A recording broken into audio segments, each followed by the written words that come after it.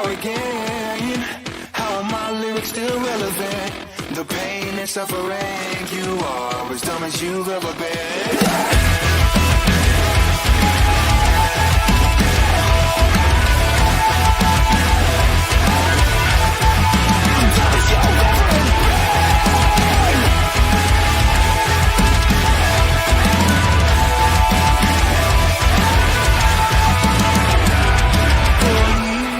Almost to the day you think that I was some clairvoyant. Truly it is an annoyance.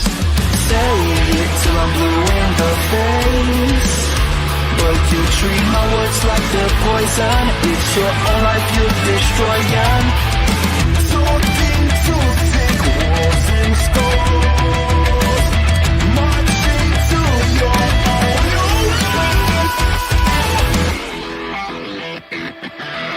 Another year of this, same old song, same old wrongs. You ask for it, back for it. You have learned absolutely nothing. You made your bed, now lie in it. A bunch of clouds, letting it shine. Second couple of lines in the sky. It's just for momentary life. Troll thirst like you take it out on me. That'll change little to nothing. Hey, what I say, but you can't say I'm bluffing. It's like you want a perpetual suffering. Things may be changed, but the empty the rapping is looking very familiar, don't it? Time to really love that. Talking to thick walls and skulls.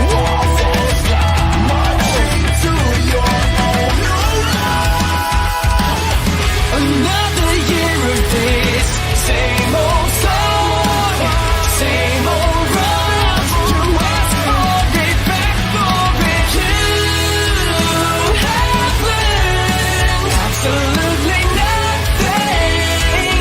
You made your bed, now lie in it. A predictable, gullible mess. A predictable, gullible mess. A predictable, gullible mess. A predictable, gullible mess. A gullible mess. A gullible mess. Emotions you cannot contain. Relations below your strength. Industry. Your protesting is nothing but I love. Because at the end you just follow. Silly, tripping, who are you kidding? All of that talking and act like you different. Do it too tall like the sucker and you listen. As long as that crackhead is your politician, you are not the resistance. The revolutionary position. We are again the wind inside. We're stuck inside. You made your bed, now lie in it. Another year of this, same old song, same old wrongs. You ask for it, back for it. You have learned absolutely nothing. You made your bed, now lie in it. Wanna see this in work? Right after the brother of me. Got nothing of the whole entire scene. Got to be a little merch. Everything about you is manufactured. And if it feels like I'm talking to you, just assume I am and do whatever you want to. And if you wanna make this thing an issue, hit me up and we can shoot. They find the real to get into.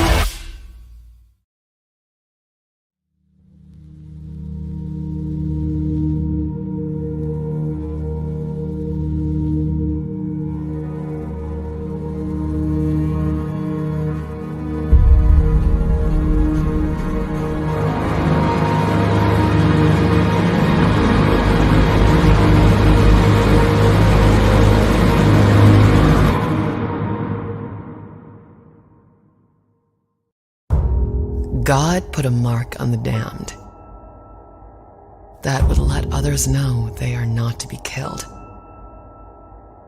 Anyone who harmed the damned would be punished 7 times over.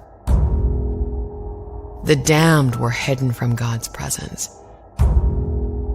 and forced to live out their lives carrying out the punishment of their cursed bloodline.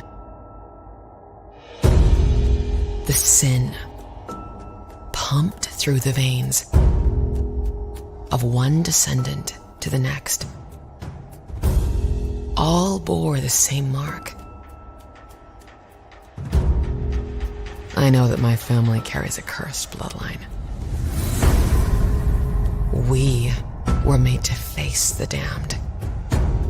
Our blood makes us special. Our bloodline attracts the damned and gives us the power to fight them. The hunt continues for the one that got away, but my mission beckons me forth. This feeling I have is getting worse. Something pulls me west. I must find out why. I am the last one of us left. The blood of my family runs through my veins, and no one can take that away from me. I am not alone. I am their hope. I promise you. No matter what, come hell or high water, or actual hell itself, I am through with running. Flores Park had better be ready for me.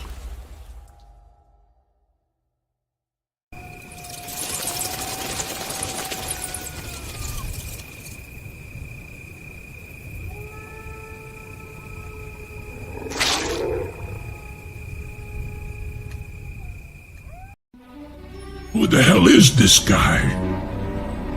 What's he want? Where's he come from? After every soldier I have with him and he kicks their ass.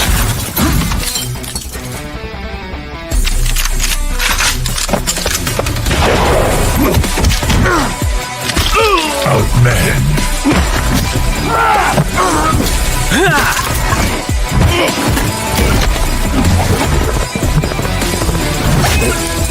Outgunned.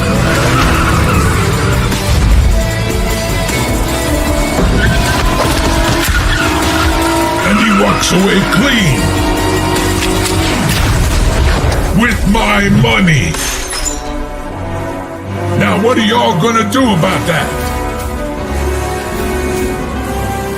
Turn us loose, Tuna. Let us do what we do.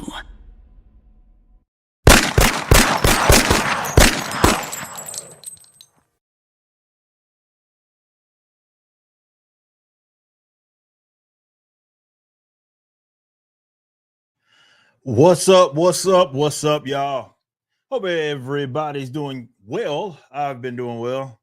I usually use those intros, believe it or not, to get work done. So that's why they tend to be a little bit longer, because I'm like getting some last minute stuff done before we start the stream. But hope you're all doing well. On a serious note, it was a wonderful weekend for me. Got a lot of work done. As I often use my weekends to do, since I'm not having to worry about like vendors and everybody else, I can just kind of focus up. So I got a lot of stuff done. Very productive for me. And I know I said last week that we were going to try to get For Canon's Sake back going this week. Didn't happen, kind of going into the last week of Horseman. So I wanted to just kind of talk about that. And maybe next week, we're going to have a lot of content to be discussing on For Canon's Sake. Because of what, some of what we're going to even discuss today. And just the election didn't go the way that I think a lot of people went. So people like Ron Paul had stated, ideas are kind of back on the table now, back in the discussion, and it's a great opportunity to talk about that stuff. So we'll save that for maybe next week. We'll return with For Canon's Sake, and we'll talk some things there. Again, limited show, 45 minutes to an hour roughly. Will those shows be on Monday? If we can squeeze another episode in, we'll see what happens. But we got a lot of stuff to do. We got a lot of reverse cool things on the horizon, so I want to make sure that we're getting all that stuff done. We also have some new things that, we got Blood Ruth, obviously, that is going to be active to close out this year. And we have some other things that we may get released. We'll see. At least put it up for pre-order by the end of the year. We'll see. But right now, the focus is going to be on Achromatic Chronicles Green as well as Bloodroot #1 to close out the year. But, grind has not stopped. So I'm working. I've got a lot of editing done. So we got some books that are going to be dropping next year, 2025. And I've been hustling and bustling with that in mind. So appreciate all the support. The continued support, guys. You guys have been incredible. I know that we don't stream as much. It's kind of the sacrifice. You hear me say it all the time. Sacrifice that had to be made. It's just how it is. You go from being this kind of content creator, doing episodes every day, 3 videos a day, long formatted stuff, to operating this exploding business where that has to require the majority of your attention. So, my presence online has more shifted as far as like my channel is concerned. We're not doing a whole lot here, but the video presence that we often have is going to be in the form of Rippaverse themed stuff. It's going to be videos. It's going to be shorts, reels, things that are pertaining to a collection that's out at the time. And between Rippaverse and Ripascend, there's just so much going on.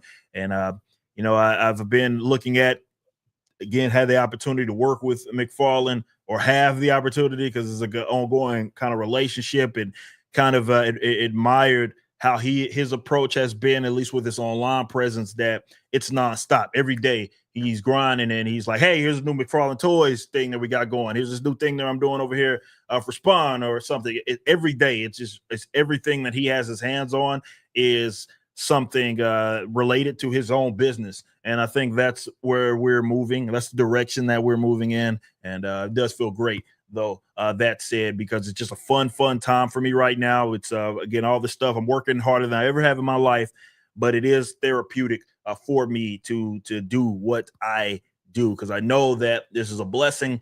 Not everybody gets the opportunity to wake up every day and just do what they love. Something that they get fulfillment out of. And I know I'm blessed to be in the situation, so I don't take it for granted at all. So I do understand. That said, though, if it is going to be maintained, it requires work. I can't really speak stuff into existence. That's not how any of this works. I have to grind, and I'm going to keep doing it. So appreciate y'all. Everybody that's pre-ordered anything. It doesn't matter if it was Horseman, from ISOM to Yaira to Blood. I don't care. You got in where you fit in, and I appreciate you nonetheless, and everybody that's here. I know we got a lot of love being shown already in the chat. So shout out to all the mods that are here, all the Rippaverse folks here. I see my man's Bruce here, Garfield's Bizarre Adventure. Matt's in the building. Bro, what's up, man?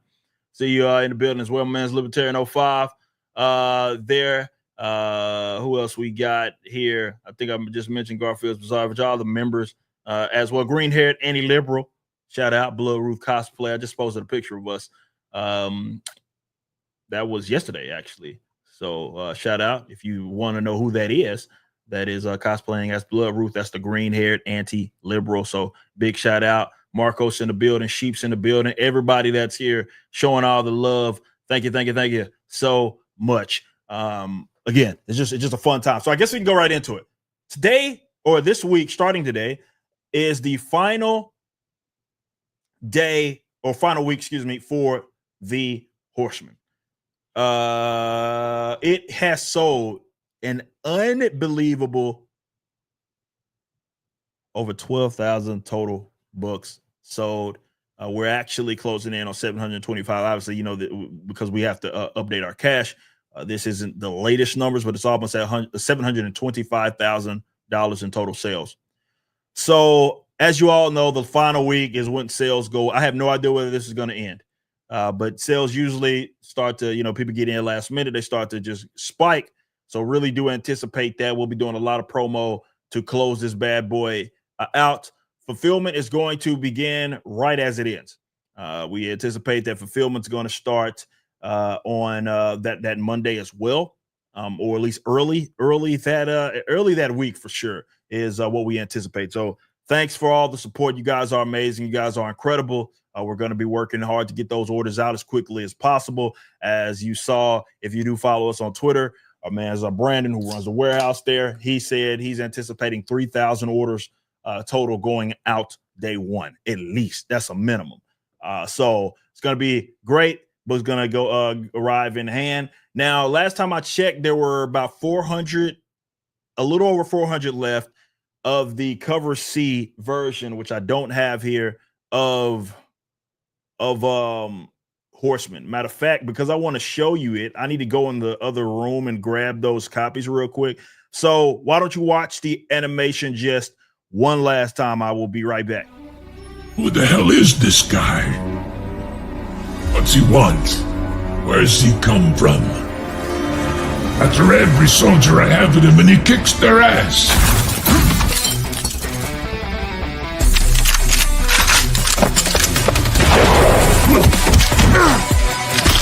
Outman.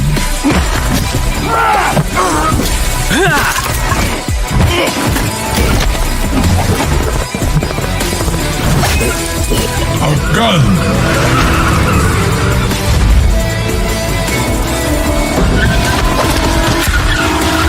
And he walks away clean. With my money. Now what are y'all gonna do about that? Turn us loose, Tuna. Let us do what we do.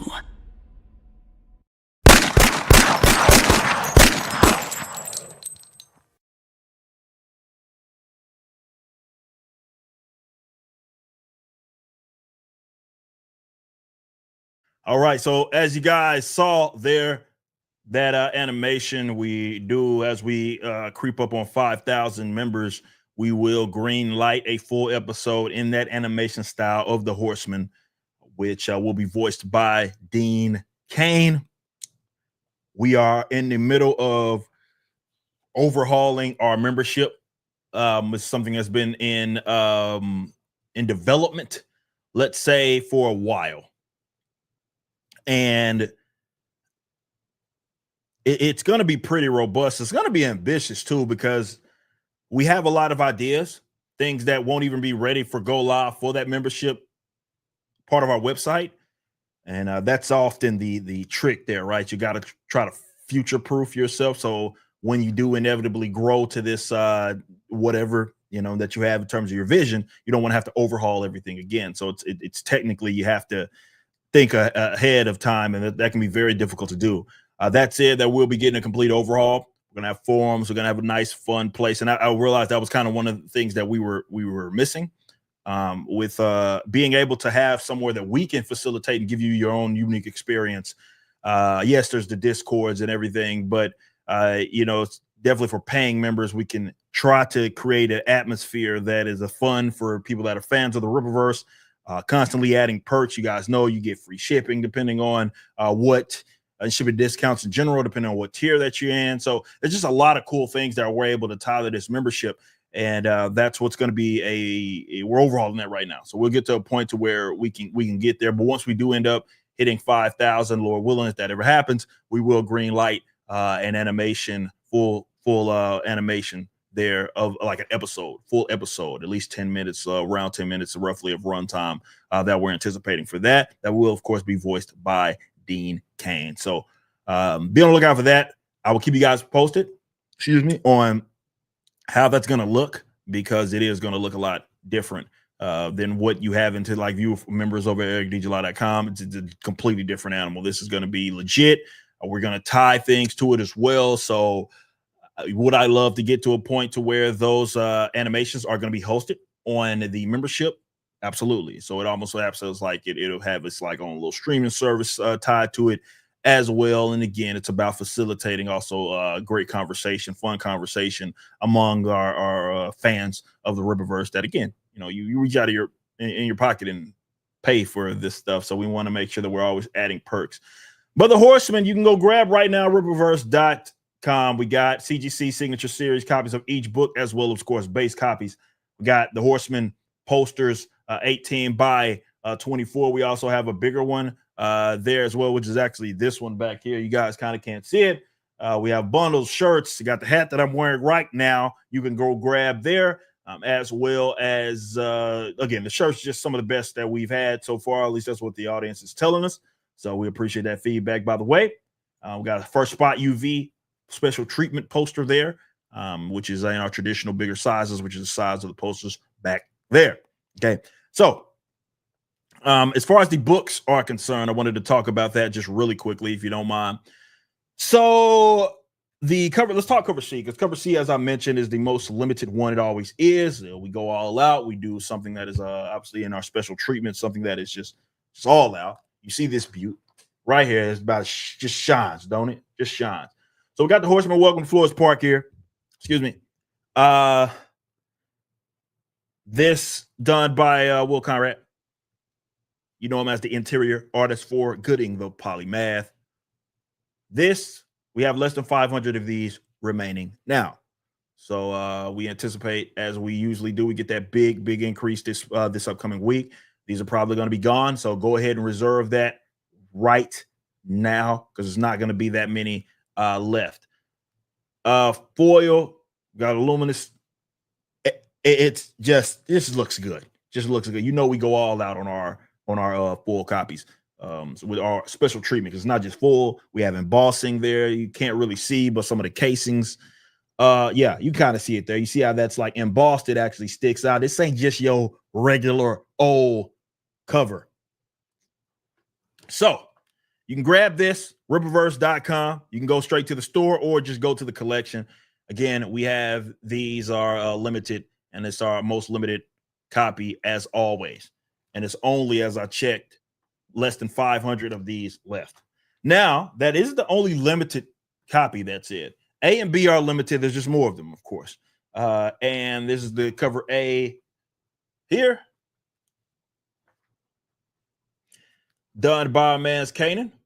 White, our director here at Rippaverse. Check, that is the first image that y'all, I believe, saw of Horseman. That came from us. So go check that out. You can go grab this cover A as well. Limited in quantity, as in we don't reprint those. That's what that means. We don't reprint A, B, or C. Generally speaking, I know ISOM 1 was RC was the mass print cover, because we had two of the limited print covers, and the mass print was actually C. But going forward, we went with A, B, and C. That's limited as our general setup, minus the magazines. And cover D is the mass print. So the other one, cover B here, done by Ronaldson, man. Go check this out. Right, really love how this turned out, man. Really love how it turned out. You can go grab this over at rippaverse.com. Yes, I have to be a salesman. I'm sorry. Actually, why would I apologize for that? I got to be a salesman. Go grab this. So this is the cover B, which is also limited in addition to A and C. You can go grab this right now. That's it, though. If you want a cheaper option, just slightly cheaper than the others, and it's a mass print, meaning that we'll reprint these as long as we need. The Horseman Welcome to Flores Park. You can grab this right here over at Throwback Cover. We went with cover D at being a throwback cover. We've been doing those lately. We brought those out on ISOM 2. People seem to love them. So we have our little throwback cover right here. So go check that out. Cover D, mass print. I believe it's $25. You can go grab. Now, we do have bundles. So if you do want all of these, there's a bundle that has A, B, and C and D, excuse me. So go grab that. But yeah, we also have like catch-up packs. If you want to get like the, Chuck Dixon, this isn't his first book that he's done for us. He did as well Alpha Core, and he's doing a lot more. We announced, actually, I'll just click the button. We announced this not too long ago.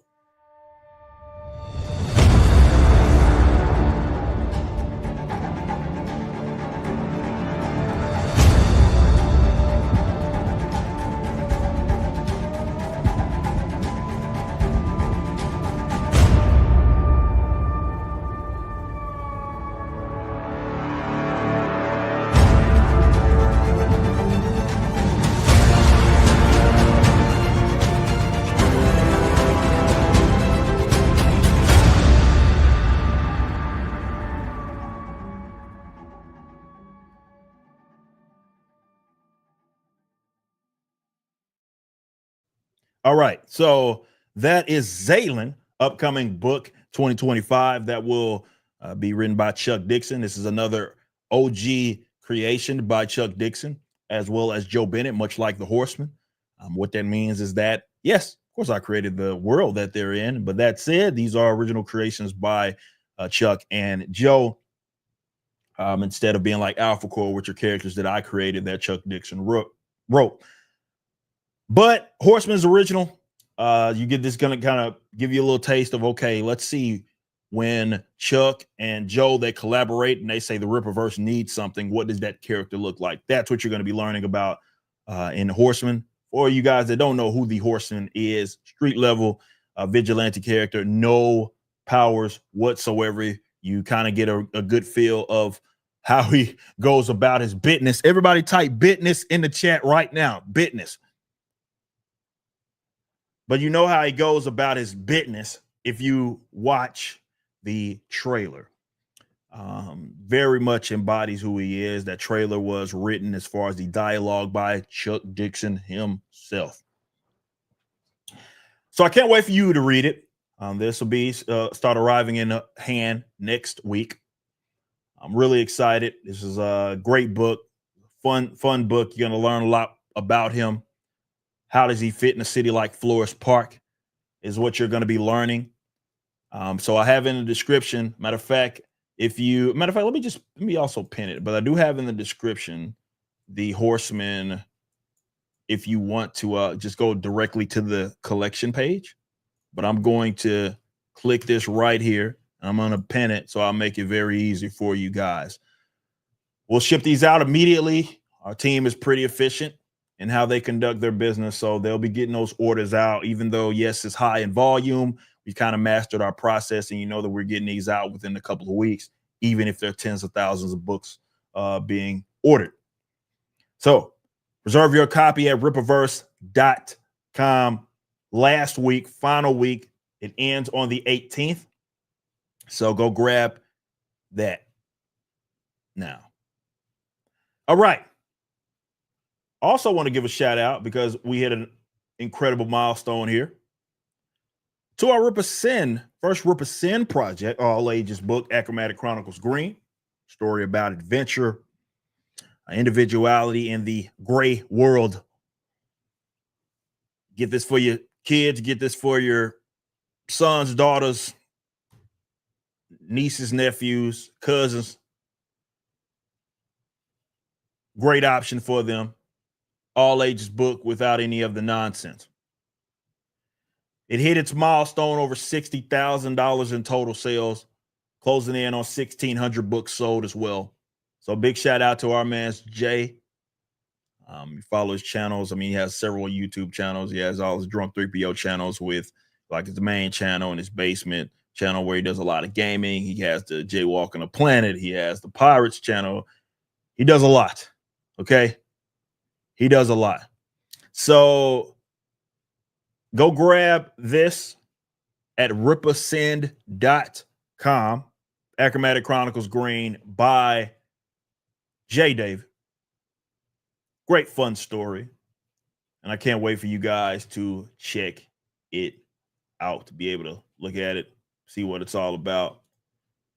Just going to be a fun time. So big shout out to Jay, Aaron, as well as Eric Hodgson, the artist. Glad that this is doing so well for him.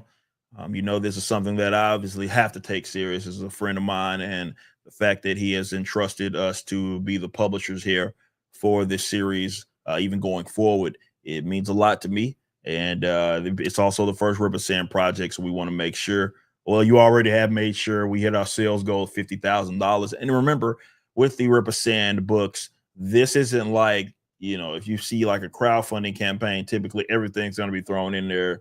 Like as far as shipping, everything that's being paid is thrown into that. Here it's just sale, excuse me. It's no tax and no shipping that's included in this. So this is $60,000 of pure sales. So we hit that goal of 50K, and I'm very appreciative of that. Jay obviously is very appreciative of you all, but we're just getting started, guys.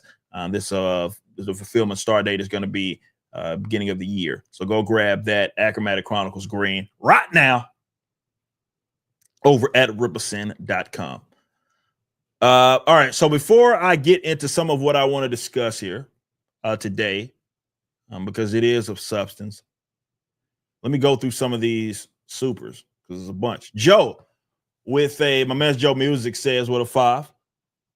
Says, I might have to shine the Ripperverse signal because we got a need for Canon's sake to carry us through this TDS shit, giving jab mandate vibes. Well, look, I told y'all that there was going to be a lot of mess. You don't need to be a Trump supporter to understand the reaction that was going to happen out of him winning. Your entertainment is going to get even more insufferable if it's coming from the mainstream, and your artists are favorite artists, favorite creators there that generally lean left most of the time. They're going to be very spiteful, and they're going to. In fact, we got an article that we're going to cover that encourages them to do that. That's coming directly from Access Media. So anticipate that that's how it's going to be. But yeah, you're going to get a lot of just bull jive in general. You know, it's just crazy how leftists they're very reactionary in the sense that they will try to grill Trump on positions that he does not have. And then on the other side of it, they'll also try to grill him when it is of substance, which is rare. They'll try to grill him on things that they are advocates of as well, but now all of a sudden they come to terms with it. Tariffs being one. Oh, it's going to make this cost much more and yada, yada. Technically, are they correct? Yes. That said, they don't give a shit about any of that. And it's not like they're grilling them in consistency because Democrats are as pro-tariff as anybody else. They're not free traders. Democrats aren't free marketers by any means. Spending, right? Oh, now they care all of a sudden about this stuff when they can try to pin something negative on their opposition. So there's going to be a lot of that, and we're going to make sure that we cover it. I cover it every day or so, or every other day at least, over on Blaze. You can go watch me on those various shows there. But on For Canon's Sake, we'll be talking about it from just our perspective, because we know it is going to be insufferable, to your point, Joe. And Darius says, nobody watching my backwards video on Cyberschool Media, but I still appreciate you retweeting it. Excuse me. I continue to cover your new music videos when they drop. Well, I appreciate that, then, Darius, for covering that. Big shout out to you. And yeah, we'll signal boost. Of course, if you're covering us, man, we appreciate that. Not a band account with a 2 says, is Alex Jones the new White House press secretary? Probably not. Would be funny if he was. Man, Bruce with a 10 says, just put in the order for a decent amount case. Says I need it for those Killer Ripperverse statues. So, matter of fact, speaking of statue, y'all can't see it. It's out of frame. What the hell happened to? I guess my goat Jeet over there fell over, and his head's like not on his body, so y'all can't see it. But I'm gonna have to go fix that. But yes, we'll get you some statue. Those statues are on the way. Q1 next year. We have Yaira. Really excited for that there to get in those hands by McFarlane Toys. Big shout out to Bruce, man. What's up with you, homie? Cannon speaks with a 2. Says salute. Shout out, bro. Love to see that you're still doing well, homie. Backbone of Devon with becoming a member, YouTube member. Shout out. Samurai Smack with a 5 said, just got my copy last Saturday. My wife also saw your Blood Ruth ad on Facebook. Keep up. This company is going strong. Yeah, I've been getting messages. People have been seeing them, new people, obviously. And I may end up actually doing, because I've been getting a lot of questions about that. And a lot of people just mentioning it. So I appreciate that, because that's letting us know that it's effective. That said, though, I can see the data and how effective or not something is. But yeah, the importance of digital marketing for an independent creator is so vital. It is something that you need to be taking advantage of. And we started this upcoming year. Well, something that we wanted to make sure that we prioritized was just this general digital marketing, right? Digital, like legit digital marketing, not like streaming, right? Like that is that technically going to signal boost your material? Absolutely. But it's not the only way for sure. And it definitely, as your brand is either growing or you get above that, hey, I'm just selling to a just a very, very small audience of maybe 100 or so people. I'm trying to sell to thousands, or I'm already selling to thousands. That's when you got to start getting stuff in the face of that audience, that potential or that target audience. And digital marketing is very, very key there. Everybody has a little computer basically in their pockets, and they're glued to it these days. They're surfing the web, and you having some sort of plan that puts that in front of them, even if you're remarketing, meaning that you're trying to put it in the face of folks that are already knowledgeable on your whatever you're selling, your business. It's very important, very, very important to have a digital marketing presence. And it's been cool to see folks mentioning this, and the return on investment on these has been for us. I'm not going to say you're going to get the same return on investment as us, because it's let's just say like I can invest even a small amount of money, and the return on investment, we're talking 100, 200, 300% of a return on investment. As much as 1,000. It's just insane, but it's very important. And I've thought about maybe doing a creator business video, longer format, and discussing that, because I think it gets slept on. I think people get tricked into believing that like just doing videos and posting is enough, and it's not. It's not. I guess it's enough depending on your aspirations, but if those are going to be ambitious, then you have to have a digital marketing presence there. So appreciate that feedback. My man's Garfield's Bizarre Adventure with a 19 months says, looking forward to both Horseman and Bloodroot. Also looking forward to Zaylin and Mike's Barron's second project. He has alluded to keep moving forward. You got it. Yeah, 2025 is going to be a big year. We got a lot of projects on the way. As I said, I want to start slowly but surely, eventually, letting you guys know what these other projects are. Obviously, they wouldn't be put up for sale quite yet. We don't do that until they're complete and ready. But we'll just to let you know kind of what's on the horizon, much like we did with Yaira, much like we did with Horseman. So big shout out to you, Garfield's Bizarre Adventure. Love to see you. Luso American with a 16 months. I hope Mr. White does all the social interiors. Yeah, I mean, we got the feedback. You guys like the magazine. We'll be letting you know something a little more formal soon enough. 16 month from Dr. Eno. Hope I said the name right. Appreciate that, homie. Horseman early fulfillment. Can't wait to read, says Peter. There's something that we're waiting for this upcoming week. If we do end up getting it earlier, then yes, we can start it early. But as of right now, anticipate that sometime early next week is when fulfillment's going to start for Horseman.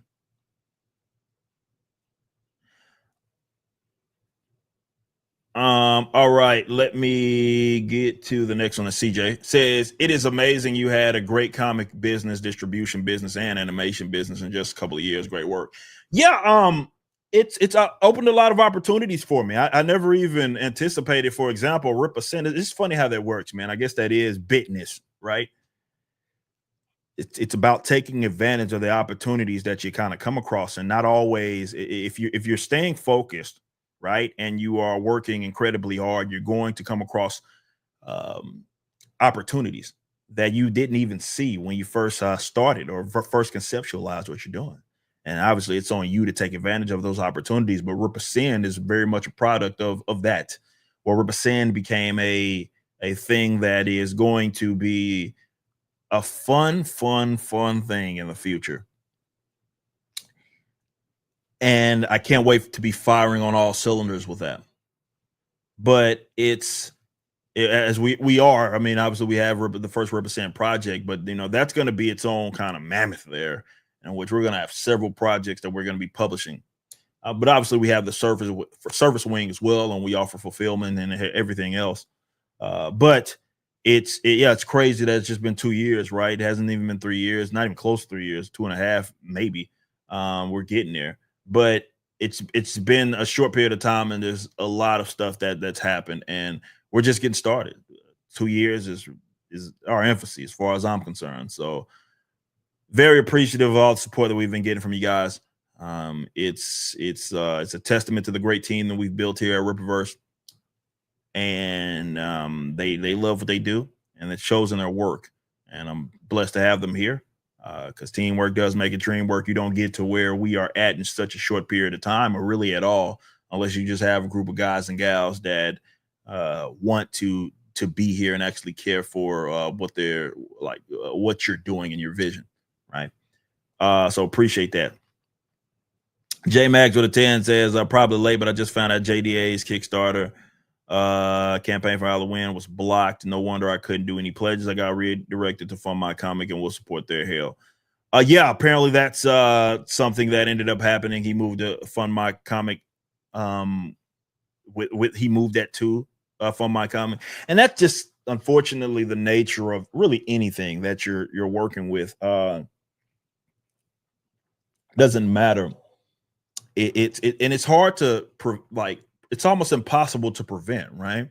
You enter in an agreement with a big website, crowdfunding platform, and you're hoping, and I guess you don't necessarily think that, okay, they're going to take my shit down, right? That's not anything that I think anybody is going into it thinking, but it's unfortunate that that's a reality, right? That, and there's reasons why people won't opt. I will say, for me, the best decision I ever made was obviously making Rippaverse its own website, even though it was against the wishes of others, right? There were people that were explicitly telling me, other creators, that I shouldn't have did that. In fact, some were telling me it was a bad idea. Went on record saying that it was a terrible idea. I shouldn't have did it.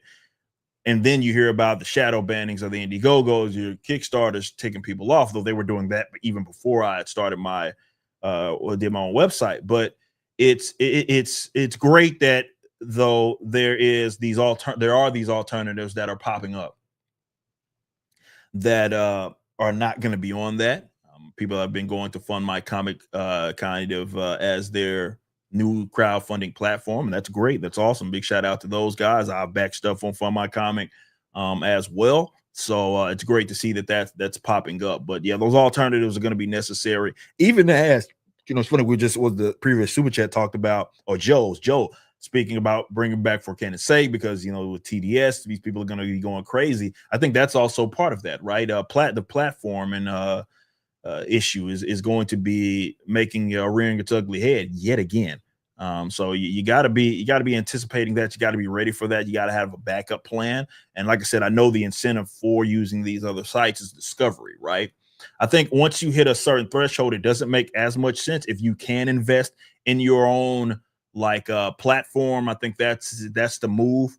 But yes, for smaller creators, for sure, I can see the benefit. Again, I'm not crowdfunding, right? So on those platforms, so I can't exactly tell you what exactly that return is, but I envision, right, at least that the advantage that you have if you are a smaller creator is discovery on using a platform, because maybe there are people that generally back comics that are just going to these platforms, Indiegogo, Kickstarter, Viva My Comic, and they're just like browsing, right? So I can totally understand that perspective and why that's attractive. But once you do hit a certain threshold, what that is, that'll have to make sense for you. I do believe that you're going to be far more, that return on investment is going to happen immediately in investing in your own site, because you can also make the experience unique. It's not just simply about using functionality. That's part of it, obviously, but also just what cool things you are going to be able to do and making it a unique experience for your buyers. Is going to be what you can do it, having your own site, and also building that audience and getting them used to going to that site just creates a whole wealth of different opportunities there. But yes, The fact that he's able to now go to For My Comic and he's all in on that is big. It's awesome. It sucks that unfortunately people are being deplatformed on Kickstarter. Chuck Keyworth with a 59 months says, dang, it's been nearly 5 years. Fuck, dude. Pleasure to meet you and talk with you at the meetup last month. That was awesome. Says, keep it the great work, bro. You got it. Big shout out. Love linking up with the fans and supporters of mine, even if they're not supporters of the Ripperverse, people that have been following me. You guys sometimes come to these events, and I love it, man. I love meeting up with you guys, saying what's up, taking pictures, signing whatever you have. That's always a highlight, man, when we're able to do that.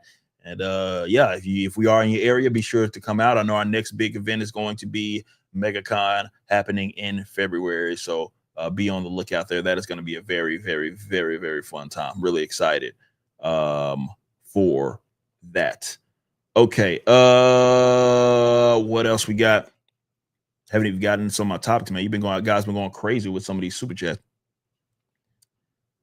There he is, Kenny Hotel. What's up with it, bro? Says salute, Ripper the Goat. Don't worry, I'll carry the torch. Hey, follow my man's Kenny Hotel. He's right. He's always been actually killing it, doing his videos and stuff. So follow him. He does keep up day to day with what's going on out there, man. So be sure to follow my man's. Big shout out, Kenny Hotel, man.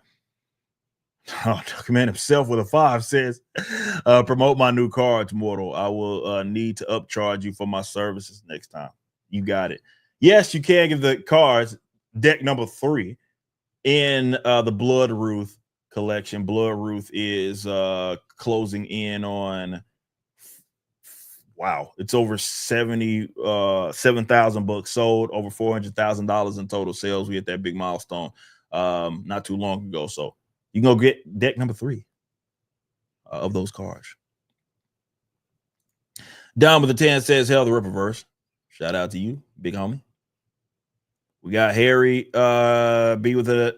becoming a new member. Mark becoming a member for 11 months. I had to renew my membership since my phone provider stopped allowing me to add Google stuff on my phone. But got you, back, man. Appreciate that. I was like, yeah, I figured you already a member, dude. What else we got? Says Dirty White Bastard with a 52 months says, good to see you doing well. Shout out to you, man. Appreciate y'all. And yeah, doing great. Cannot complain, man. Mark with a 5 says 3 things. What does Trump of indie comics want to talk to Trump about? 2 Horsemen, ICV 2 rank names pronounce Skriners. So Mark Skriners. I'm gonna forget that. Maybe not. Appreciate that, Mark. I still haven't checked in on number 2. Trump of indie comics is funny. But what would I talk? Is that like a hypothetical? I've obviously talk about spending. Obviously you can throw taxes in there as well, which kind of goes hand in hand with it. That's what I do. Big Ass Meteor with a 5 says, what are your opinions on Dr. Disrespect scandal? I have no idea what the updates on that are. None. I have no idea. I Am Warwolf with a 5 says, card processors are starting to go after anime and manga. I think the Western industry feel threatened and they're using processors to kill the competition. That's interesting. I don't know much about that, but that's I have to look into that. That's wild if true. Recovery Anonymous with a 5 says, thoughts on Yaira versus Blood Ruth. I see Yaira as a A or S tier character in terms of power level. Isom is a B tier on par with Valdez.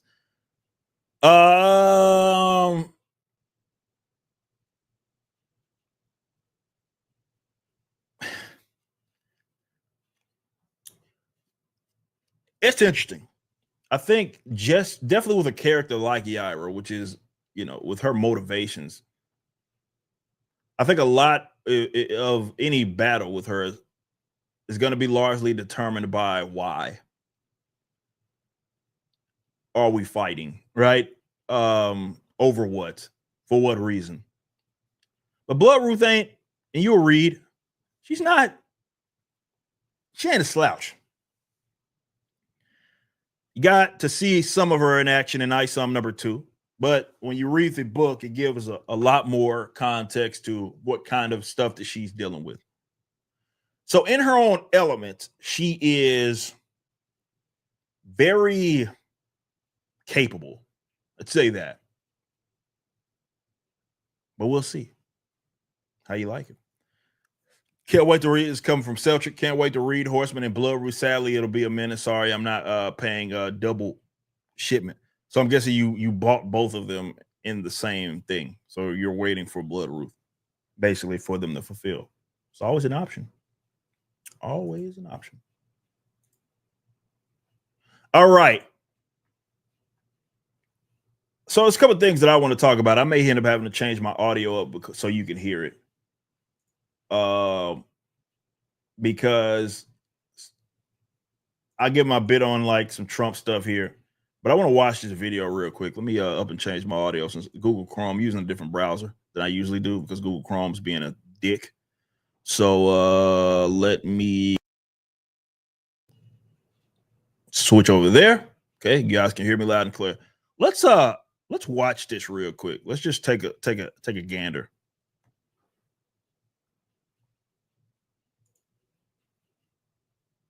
Oh, before we get started, my man Drunk 3BOs in the chat. We just talking about green not too long ago, homie. What's up? Go buy Achromatic Chronicles green. If not for me, do it for Jay. Let's make Jay wealthy, says someone in the chat. Yes, go grab it. All right, let's move in on this. I'll give you my thoughts as we watch this because this is a kind of wild video. You wrote a piece in the Times just today, and you said, it is time for us to accept that American politics is identity politics. Tell us what you meant by that. I meant that we have spent a lot of time, and by we, again, I mean myself, people. Now, I think this is very, very important. Okay. This is Tressie McMillan Cottom.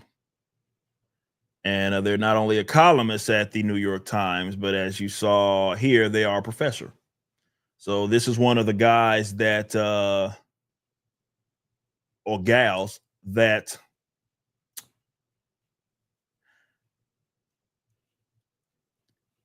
let's say you guys be dropping your children off.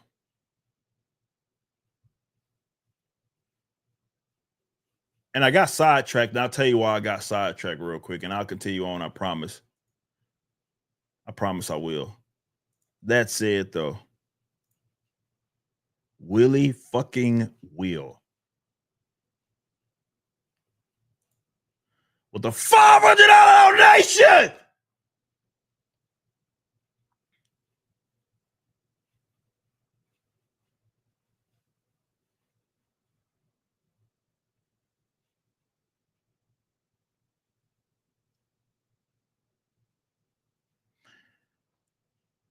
And doesn't say shit.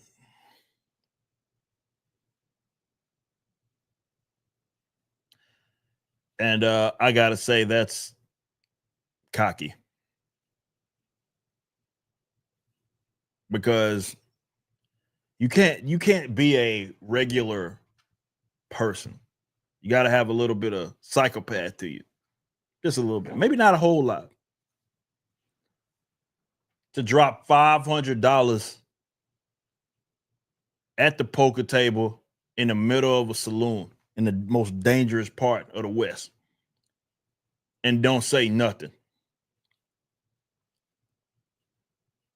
Nothing there. There's no message there. You can try to look, but you won't find that there is any sort of redacted. There's nothing. The guy intentionally dropped $500 on the table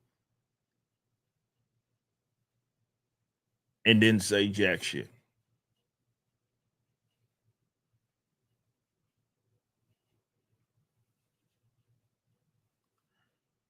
What can you say other than you respect it? That's the only thing you can really say because he didn't say anything. It's not much to say. You just kind of observe. When a cocky son of a bitch walks smooth up in that saloon, double doors, or through those double doors, swinging. tumbleweed just coincidentally rolls right past him, behind him, and as everybody looks on, bartender done stop washing the glasses because all attention is on this cocky son of a bitch walking through the saloon.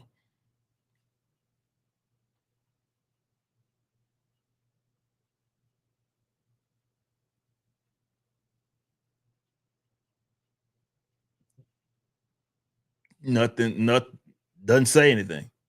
Walks in, windmill slams, $500, smacks, bros. So hard that it kind of puts a crack right in the wooden table.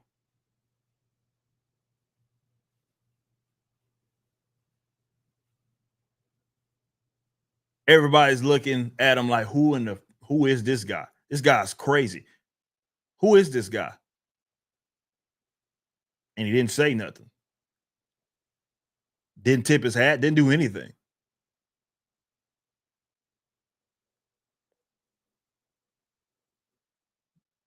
Just turned around, walked right out. Worn in cowboy boots. These ain't new, right? These are worn. He wears his, right? These ain't for show. But they do have spurs on them. But it's not for show. Functional boots.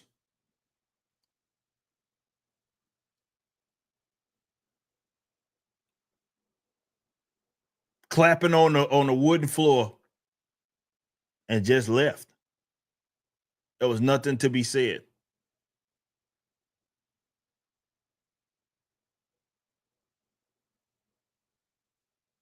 And everybody's just looking around the saloon like, who in the fuck is this guy? Who is that? What just happened? What a crazy son of a bitch.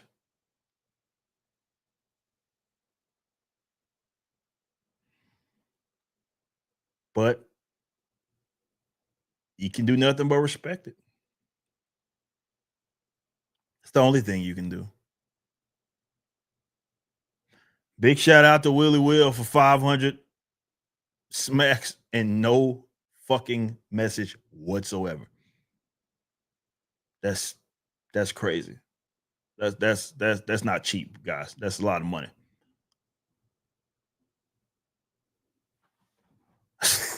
That is a lot of money, bros. Make no mistake, that's a lot of money.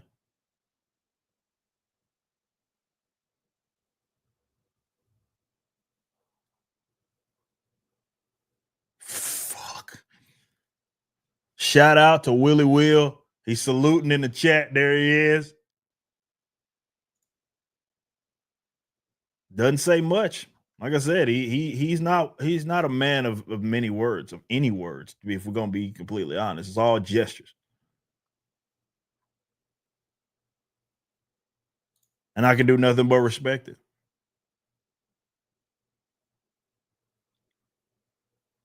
Golly, that's a lot of money. Big shout on a serious note, Willie Will. Big shout out to you.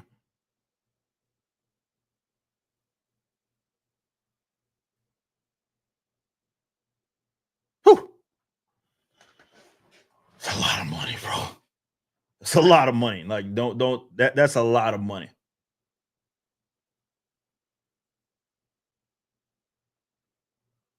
Big shout out to Willie Will. Much love, bro. Seriously. Whew. All right. Though we kind of went on a little adventure there. And we'll restart. But I had to stop because holy shit. That was a cocky son of a bitch.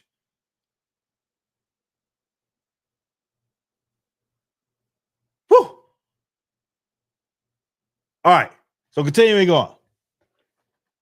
Setting the scene. I don't have my phone. Where is my phone? Because I hope my wife, oh shit, might be in trouble. Oh, it's not even anywhere near me. Hold on just a second. I'm gonna give y'all something to watch real quick before we go live. Not go live before we go through this. Watch what we're gonna watch. Just want something that's not that long. So we're talking Horseman. Fucking watch Horseman one more time. Who the hell is this guy? What's he want? Where's he come from? After every soldier I have with him and he kicks their ass.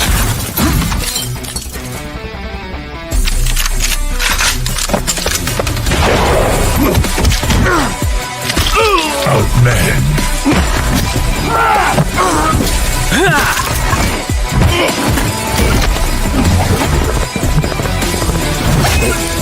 Outgunned.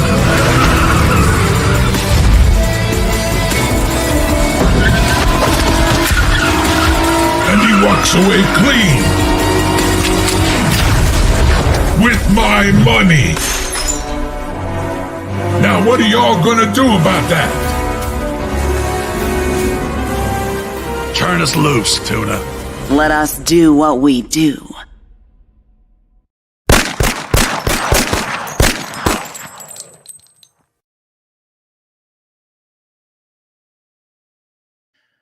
All right, I'm back, and I got my phone, and I have contacted the wife. All right, let's watch this real quick. Again, we'll start from the beginning. You wrote a piece in the Times just today, and you said, it is time for us to accept that American politics is identity politics. Tell us what you meant by that.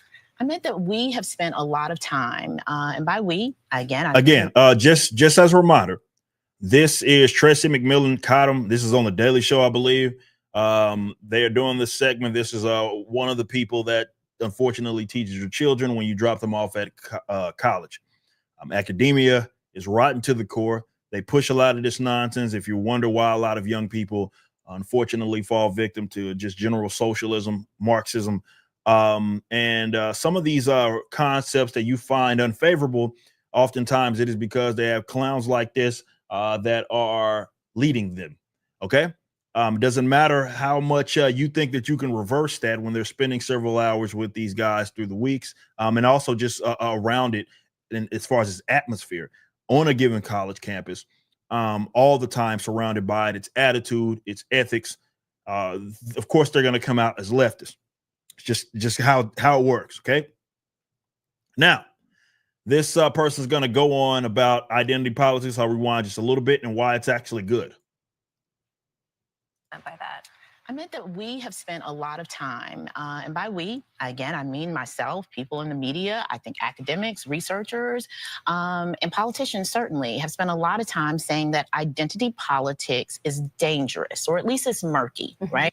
So that in itself goes to show that this whole time that they have been perpetuating this concept of identity politics, which is essentially you hyper focusing on the identity of someone over its ideas, over their ideas, and obviously assigning these political positions to them based upon that, right? And this person is so oblivious, or rather they are so out of touch, that even though we've been seeing this is exactly what they have been doing, she's actually making the case or believes that they haven't been doing it enough, or haven't been doing it at all, or rather have been denouncing it, which isn't true, right?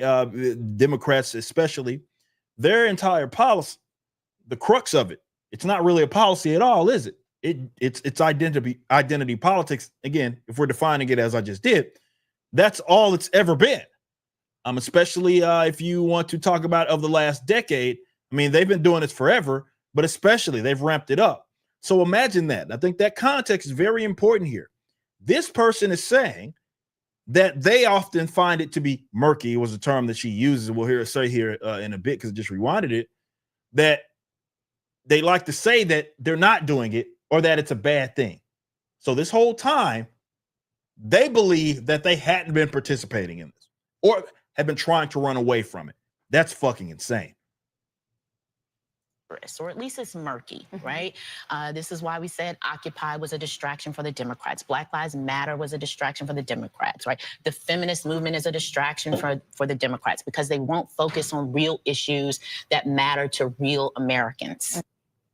It's funny how even when she's speaking obviously as a tongue-in-cheek kind of thing, like, hey, they have been saying this and they have been wrong. And that's the only time that they can ever say something that's correct, right? Yes, that had been an issue for the Democrats. That had been an issue for them focusing on all of these things because they thought that, well, because we control the conversation, and they did, they still do, largely in some of the things she mentioned. She talked about academia, politicians, and entertainment, all that stuff. So yeah, they do still control some of those avenues, particularly with entertainment, as well as academia, for sure. That said, she believes I'll say that she's doubling down. Everybody in the chat's going to say that she's doubling down, but I think it's very, very important that she's saying that they haven't been doing it at all. And the only time she can stumble across her correct position is when she's basically being smug. Right. The problem with that is that you assume that the only people with an identity are women and people of color. But as I know the term projection is used so often, overused. A lot of people don't know what it means. It's like a term like gaslight. These are words that have actual meaning. That said, what she just did is a textbook. If she's speaking on behalf of just the American left, is a projection. You're the ones that often believe that all there is to someone is the fact that they are a person of color or a woman, which these days you seem to have a very difficult time in even defining what that is. And people of color. But as Donald Trump has proven, what he has proven and the way he has won has proven is that every voter has an identity. Every voter has an identity, and he tapped into one of the most powerful of American identities. He tapped into white identity. God, she is, yeah, they're stupid. And I've said before, you can't reason a person out of a position that they got to by way of emotion. So I don't sit up here and say what I say or even react in it in the way that I do as if it's going to change people that think like her in their minds, because it's not. This is more for the people that maybe have some sense. Maybe they stumbled across the wrong position, but they at least try to analyze things for what they actually are, not for what they want them to be. Again, maybe you veered off in the wrong direction and you stumbled across the like maybe the solutions that you advocate are just wrong, but at least you're analyzing things correctly. Or at least reason is something that you're capable of doing or being able to reason. So when you see me like, okay, palm in the face, on the face, it's because it's like, that's the person that I'm like hoping sees this and can understand this person is completely out of their wit, right? So some people have argued, and I can for sure see where they are coming from, that demonizing Trump in the way that they have, and more his base, is what got y'all in trouble. It's what part of what got us to the point that we are at right now. This person has no bit of self-awareness, even though she's coming from the position of we need to correct course.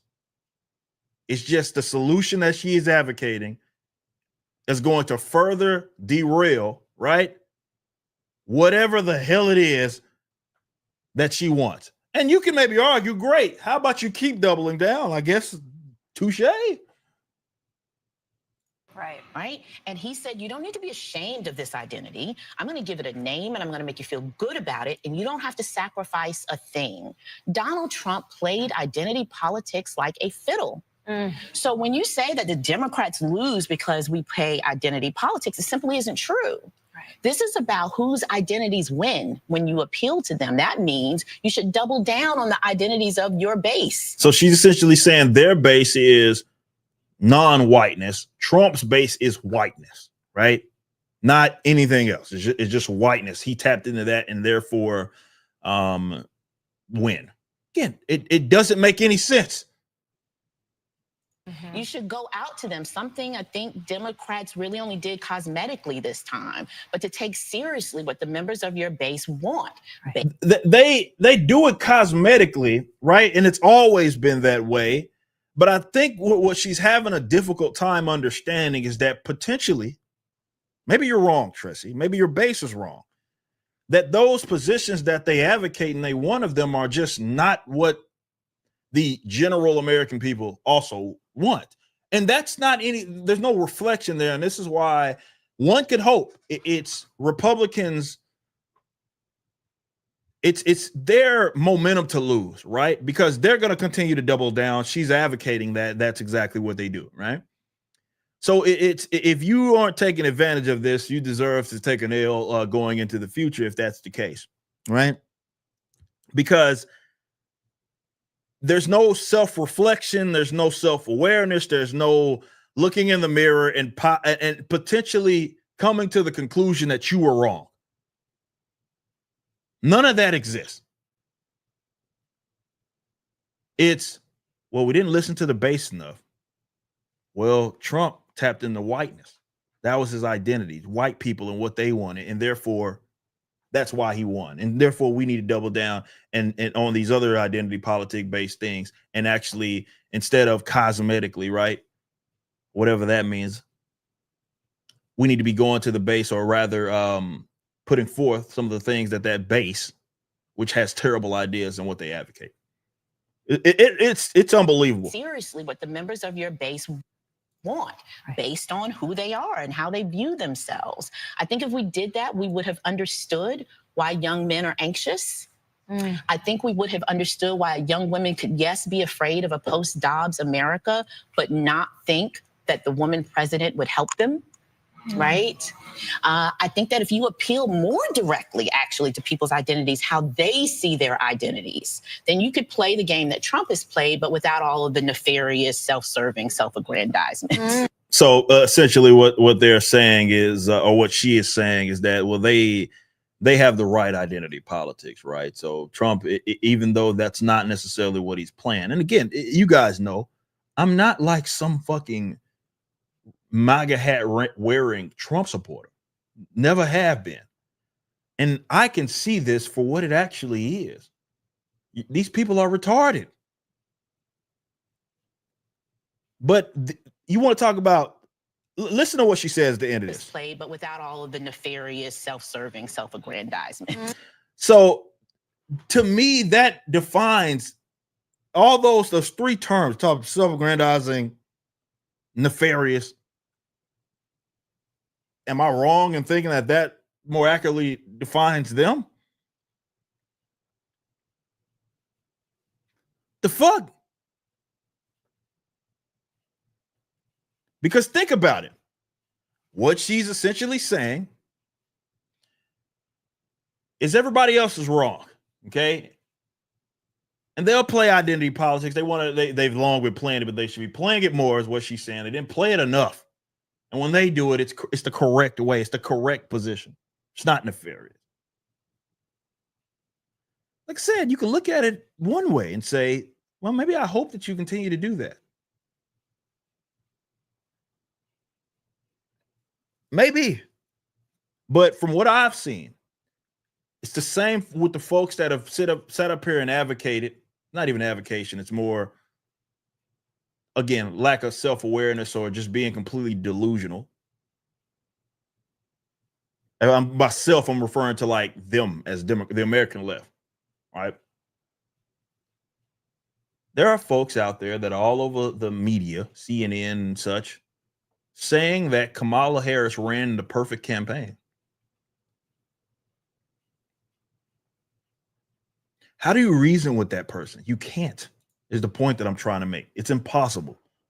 It's impossible to reason with that person.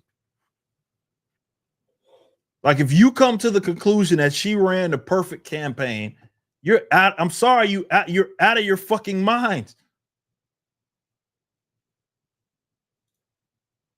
But this is what they believe.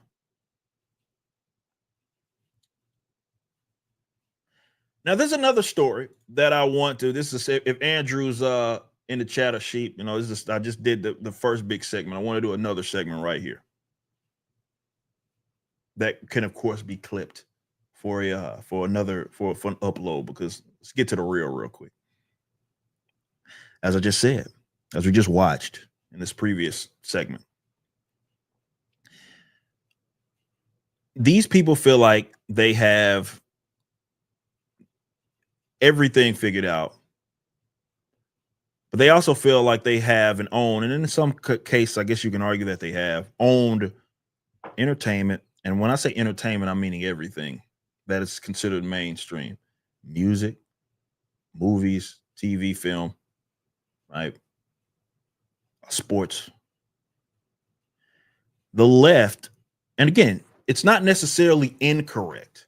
It may be cocky, but it's not necessarily incorrect that they own that shit. Oftentimes, when you see someone endorse a non-leftist candidate that's among them, they are the outlier. Okay. And they, of course, are going to be shunned by the general body. See what's happening to Zachary Levi right now. You're not supposed to be among us with these positions. And that's because they actually control it. So they control all forms of entertainment. Academia, as we just watched that previous clown, the vast majority of professors think the way that she thinks. Maybe if you go to a Northwood University, shout out, you can find some free marketers. Most universities ain't Northwood. Most are filled with a bunch of deranged leftists that are teaching the children that you drop off at the universities. Academia, by all accounts, go look at any data that's available to you. Exit polls, again, general polls. Look where the money's going. When you see where academics, and you can consider public school that, like with the unions and stuff, where they tend to donate. And it's like 90+% to the Democratic Party. Okay. They feel as if they have, and it's because in some capacity they do, like an ideological monopoly on all of that.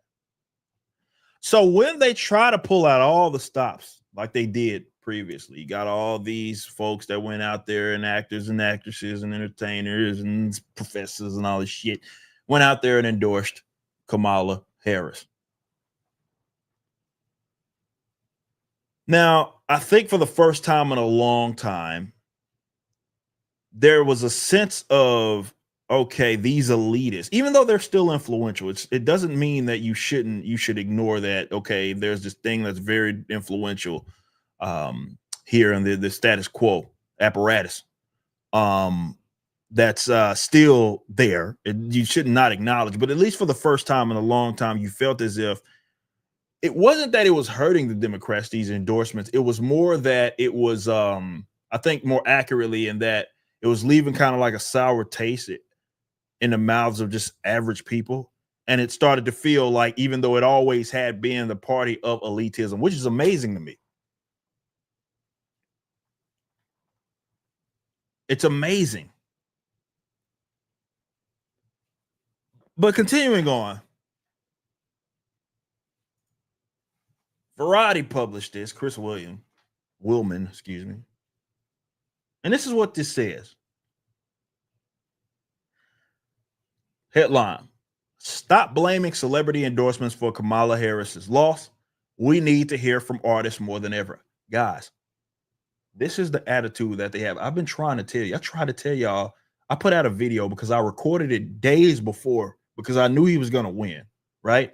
And I made it go live because I had already recorded it while the election was still taking place, okay, on election night, of me saying you need to be prepared that they are going to double down. triple down, quadruple, quintuple, whatever the fuck. They're going to do all the downs. And if you didn't think that they were already insufferable, they're going to be even more insufferable than they had been in years past, and they're being egged on. This is what happened in 2016. And this is why I feel like it is worse, because they thought they got rid of the man, and then he came back and won. But when in 2016 happened, you saw the reactions from all of these fools. You saw how angry they are, how mad they were. That Donald Trump won, and they were going to then use the entertainment or the profession, no matter where it was, so again, this includes academia, to be spiteful. And they were going to use it to go at their ideological opposition. And that's exactly what they did. Everything became like this analogy to Trump, or it was a direct representation of Trump. Is what you got with like MODOK being Trump in Marvel Comics. Because they felt, it wasn't just Trump himself, it was what they felt that he represented. So it was some of the ideas. This is when this quote unquote woke stuff started to accelerate. And why it did. But let's read some of what let's hear the man make his damn case. Did you know Bruce Springsteen and Beyonce lost the election for Kamala Harris, or at least bear a large part of the responsibility for a party's failure at the polls this year? It's true, you know. Tongue in cheek, guys.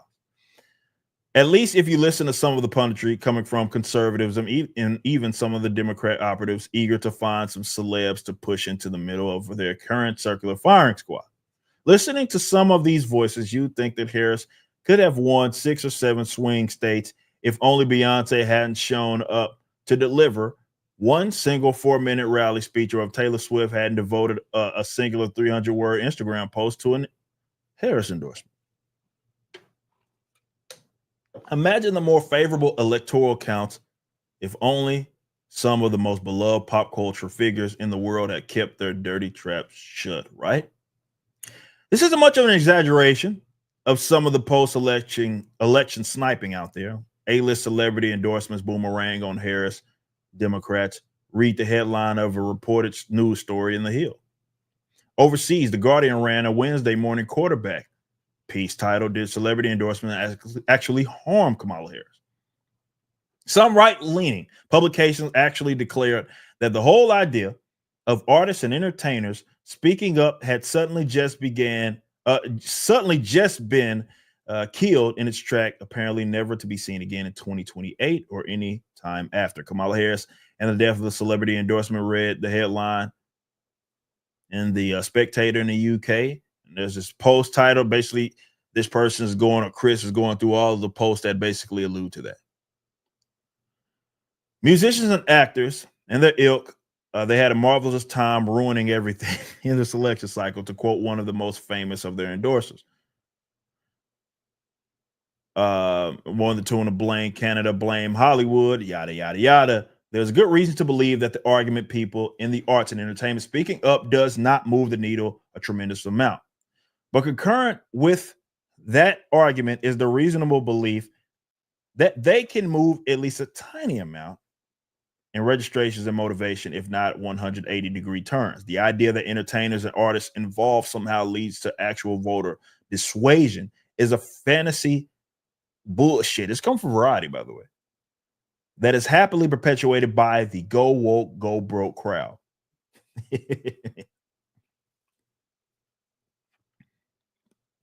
And picked up by columnists who think that picking on limousine liberals never goes out of style. It's just disappointing to see this picked up by objective journalists and by some Democrats themselves. This person's mad. Who imagine they have practical reason to tell entertainment world to shut up and sing. The biggest fallacy is that Kamala Harris, Tim Walz's campaign, was somehow lazily relying on stars to get their message across. I don't think lazy is the thing that anybody is saying. I think it's more they understand that that's a tool for them, because they're the propaganda. They're part of the propaganda wing, right? along with academia and public education, the propaganda wing of the state, right? Of the Democrat, of the American left, state leftists, authoritarian left. Let's call them that. The Hill quoted on an anonymous Democratic strategist as saying, "Somehow we think if Beyonce is on stage that it will solve all of our problems." Note to nameless strategist. Literally, no one thought that. And maybe the proof of that is that Beyonce, made a single one and done appearance on that ticket in her hometown of Houston. If anything, up until the final week of the furious stumping, the campaign and entertainers themselves played it lower key this year, having some real mindfulness about possible perceptions of being a Hollywood-driven movement. Yeah, it was kind of strange that even though we already knew and assumed that all these people were Kamala Harris supporters, the strategy seemed to be that, hey, we're going to put all the endorsements there that last week. And so that's when you had all these people explicitly stating, all the entertainers just coming out saying they were endorsing Kamala Harris for president.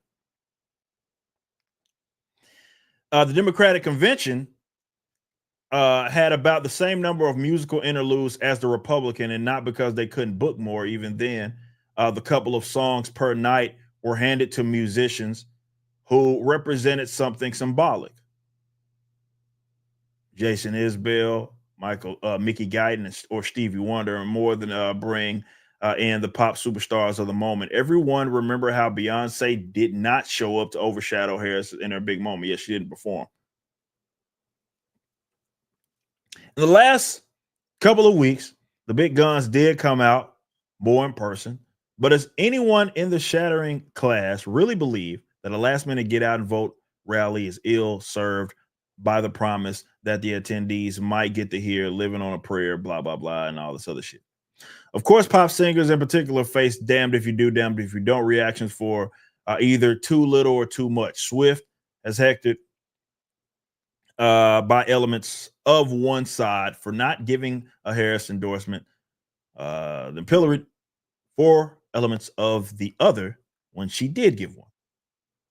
With the seesaw swinging back toward why is she not saving democracy by going to Pennsylvania, an article in The Cut on election eve after it was clear the superstar was headed to cheer on the Chiefs bore the damn headline, "Taylor Swift chose football over Kamala Harris."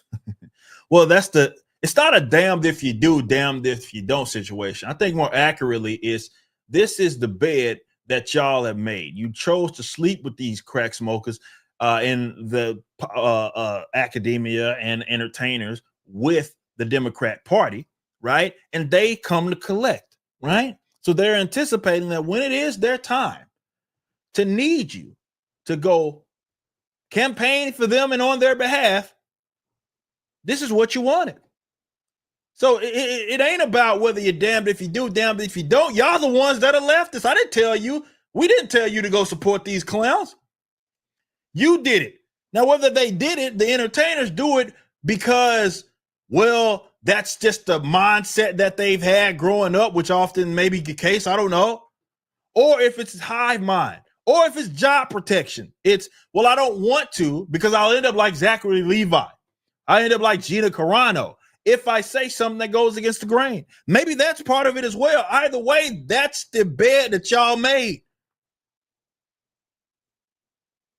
So, of course, when it is time to collect every 2 and 4 years, they're going to be running to y'all because y'all jumped in that nasty, stanky, rotten ass bed.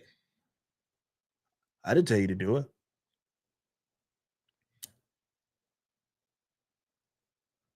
I didn't tell you to do it. None of us told you to do it. This is just the culture that y'all built over the last several decades. It's credit even. I've given the Democrats credit for this. I've said that unlike the general quote unquote right, which is everybody to the right of Stalin to them, the one thing that they slept on has historically been culture. They've demonized certain cultures over the years, right? They felt as if all we needed were the ideas.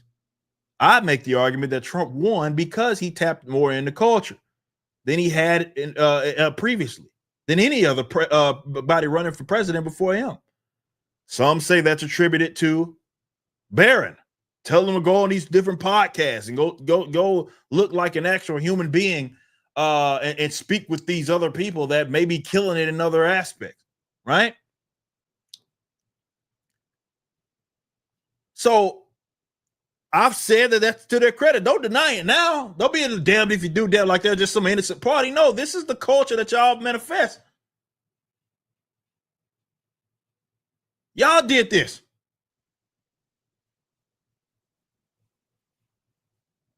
So much for reading into that. Maybe she was fearful over alienating more Republican fans. You already did. Taylor Swift already did that.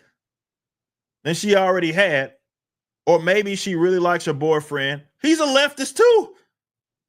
Or maybe she had the sense, as a lot of artists did this year, that moderation in politicking is fine and a little goes a long way. But for those who did put themselves out there with public appearances in the final stretch, does anyone imagine there was a single undecided voter left in Pennsylvania who was leaning slightly toward the left, and then upon seeing Lady Gaga cover a patriotic Irving Berlin standard, thought Joker sucked, that's it, MAGA forever? Anyone who truly resents entertainers taking a political side has in nearly every case already picked a side. And it is the side of Kevin Sorbo, again, another guy who, again, he takes the position of non-leftist and he gets demonized for it, ostracized even. Being the only trustworthy star in Hollywood, pop stars alienate for certain. They further alienate those whose alienation from artists having a real-world voice is long-standing, deeply rooted. This is my position on this. I will continue on and finish this out.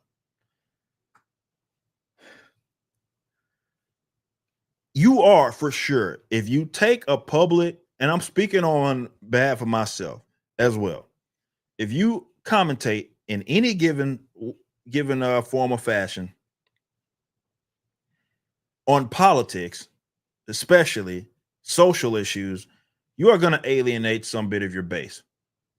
The problem isn't less, or like I would say, like Hollywood, the problem is that they lost their mystique because they wanted to become more vocal and more front-facing in their political beliefs. Because I don't think most people assume that this shit started in 2016. I hope not. No. Democrats, or more accurately putting, the entertainers have been Democrats forever. They have been leftists forever. That had always been the case. It didn't just start. Okay? They'd always been leftists. The difference is that they sought to start beating the audience over the head, number one. The mystique got lost because of social media. And I don't know why people don't talk about this enough, right? It wasn't that they became leftists in 2016. No, they always been that way. But what happened is, uniquely, with the rise of social media, the direct line of sight between the audience, so the customers, fans of these people, that barrier right there got completely removed. Why? Because you willingly do podcasts. You willingly do Instagram posts, right? You willingly even use your art, which used to be the no-no, as a vehicle for your own social beliefs. So now, whereas we might have assumed you were a leftist, but we didn't really know, because it was buried in some fucking Entertainment Weekly book that nobody was reading. Now we know about it immediately. You tell us, you go out of your way, you campaign, you do these things, and that is what fucking derailed modern entertainment and why it became so alienating. That's why that happened. It was less about them being leftists. We knew that. It was more of how front-facing those positions were. And now people are more mindful of this. It's like, well, do I really want to be supporting somebody, right? It's not that you just disagree with me. That's neither here nor there. People People disagree with me all the damn time, but they still support what I do. That's because I'm not an asshole about it. Right?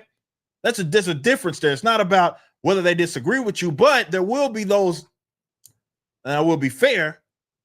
Yeah, there are those non-negotiables, right?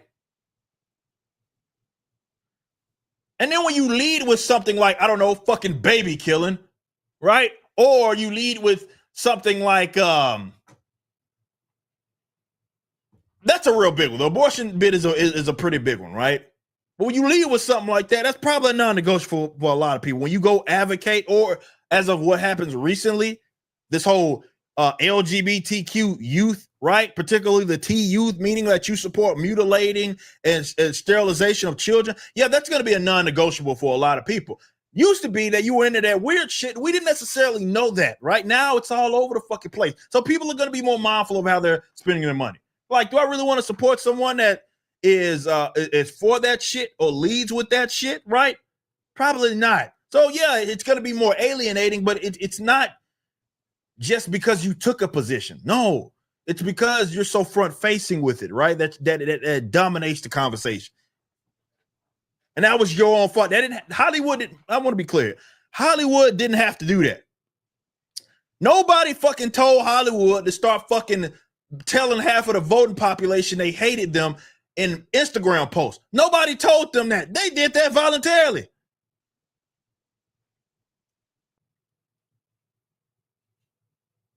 They did that. Nobody told them to do that. That was it, as you're seeing, it was a fucking mistake. We continue on. Again, I got to be fair to this guy. We got to get the entire context of this wall of text. Well, the celebrities buzzed any significant needles this election is hard to quantify, but it's wrong to discount it. You can at least raise the possibility the results would have been a little worse for Democrats without the majority of the arts world clearly standing on one side. I'm glad that he explicitly say that. Often they act to think that they're fucking delusional, right? That, like, again, you can talk to some fucking delusional leftists and they act like they don't control academia and entertainment. Some of them like think they're the ones being like, it's having their opinions suppressed. It's fucking unreal. But I'm glad at least we'll give Chris credit there.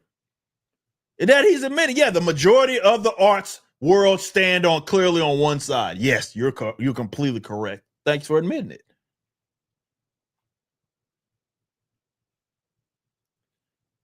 David Plouffe, an advisor to the Harris campaign, got in hot water and had to delete his X account after posting that her staff left it all on the field for their country. We dug out a deep hole, but not enough. Perhaps it was impolite to the Biden camp to say the quiet part out loud, but few could doubt that Harris started deeply from behind and that her taking over the ticket was a Hail Mary pass from the outset, whatever right or wrong choices were subsequently made along the way. And so we can look at what few actual measurements we have of entertainers having an impact. If there was more along those lines than imagined. In a run-up to the election, it was reported that Sabrina Carpenter had, through head count, logged 35,814 voter registrations through her effort to engage on tour. I don't even know who that is. She says she got 263,000 voters to engage outside of registering. More than 100 other artists working with head count had smaller tallies that may add up to the local level. Many of these registrations certainly had to come on the Republican side. Are you sure? Although fans have an idea where Carpenter or Green Day or Billie Eilish or Ariana Grande stands. Exactly. That's as it should be. And after Swift used her Instagram post in October to send fans to the nonpartisanvote.org, the site counted 65,000 registrations in a single 24-hour period, which was little more than came in, I guess, what came in for the entire month of August. Then there were phenomena like Swifties for Kamala grassroots movement. Did it produce a national groundswell? No. But it's far from inconceivable that these newly engaged young voters and others similarly motivated by hearing from their heroes made a difference in local elections. And it does. I'll be the first to tell you that while you're right, that there is going to be a subset of people that are like, yeah, I'm not with that. It's influential. This is what I've been telling guys that have been following me over the last decade. This has been the topic that I've been leading with for years. Right?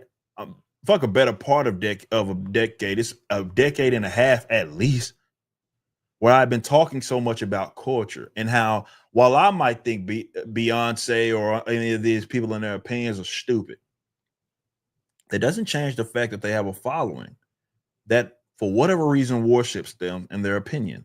And you're a plumb damn fool. If you don't think that influence matters. Again, I think everybody can sit up here and talk about why or why not, or why Trump won, right? How was he able to do that? I think one of the things that he did, I think the leading cause there, he had a lot going for them that the last 4 years weren't favorable, right? That had a lot to do with it. But as far as what he did that was different from previous years or previous times that he ran or previous things that the Republican Party generally, when they run, it was tapping into culture. Why? Because it matters. So when he gets up there and he does a stream with Aiden Ross, you might think that means nothing. I promise you guys, most folks don't think logically like that. And that's how you win in the political sphere, is understanding that, right? That was one of the smartest fucking things that he did. And again, I don't even think it was his idea or his campaign's idea. From all accounts, most people are saying that it was Barron Trump's idea. It was his son. It was his son that was saying, you need to be talking to these cultural, like, fuck all this. We get all the ideas, all the packs and all that shit. We understand that. But go talk with people that have big influences in cultural aspects, whether it be video games, even though he's demonized them in the past. But talking to a guy like Aiden Ross, that was one of the smartest things that he did. Started going on these podcasts, right? So while you might think, well, who listens to fucking podcaster X or Theo Vaughn or Joe Rogan? You might not. And I'm not saying that you should. But you'd be a damn fool to deny that these guys have massive followings and being able to tap into them, right? Because that's all the shit is a popularity contest. If this were, you guys wouldn't be not even half. I would say 3/4 minimum of the population would be ineligible to vote if it was about ideas. If it was about ideas and having people like really understand the consequences here, it'd be less of y'all voting, right?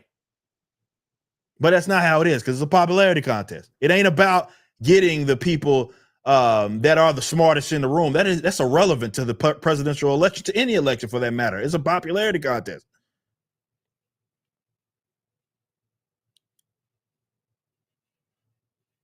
So going to speak to these cultural icons, no matter how stupid you think they are, it matters. The difference between this year or this election and previous elections is that now it wasn't just one side that understood that. So it wasn't as effective for them to parade Beyonce and Meg Thee Stallion and Glorilla and all these fucks, Taylor Swift. It was less about parading them around. It wasn't as effective. Why? Because you had someone that was doing the same on the other side, which is what he should have been doing. That's what people that, if you're going to claim that the political arena is where that battle is going to be fought, right? Then you need to understand that. You can't just convince people by ideas is not good enough.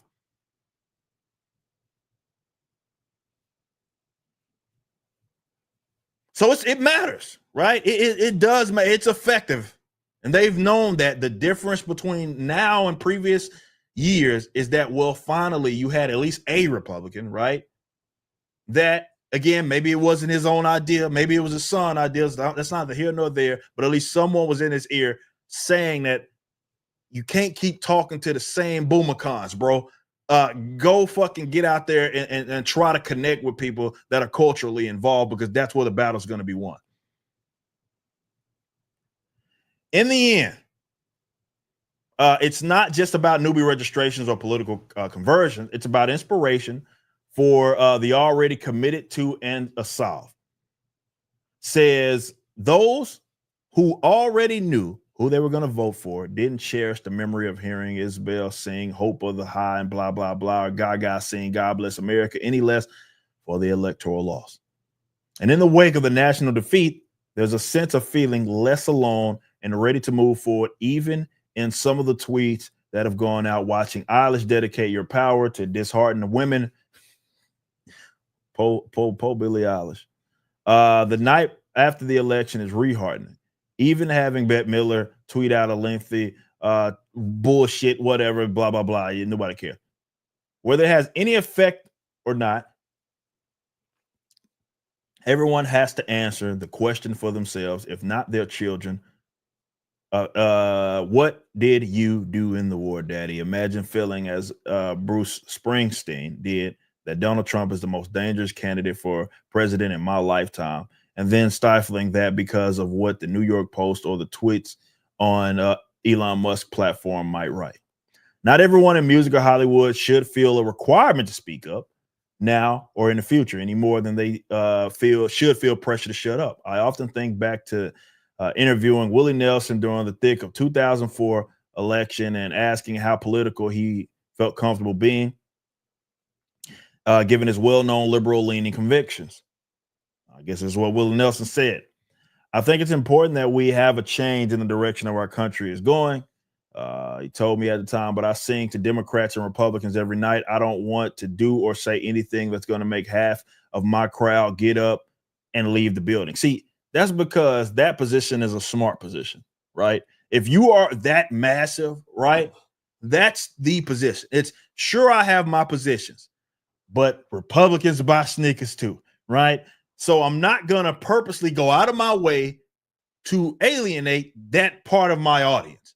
That's what someone in that position, again, because he's essentially saying, I'm leaving that shit at the door.